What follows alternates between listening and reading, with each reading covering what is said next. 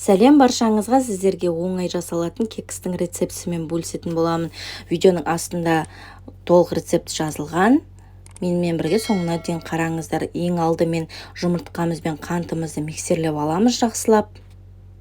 Одан кейін сүтімізді құямыз, ерітілген майымызды құйып, тағы да миксерлейміз.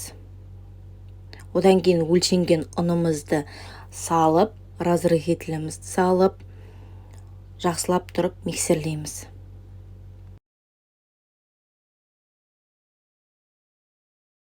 Жақсылап массамыз араласқаннан кейін екінші ыдысқа бөліп, біреуіне какаоны салып, тағы да миксерлейміз.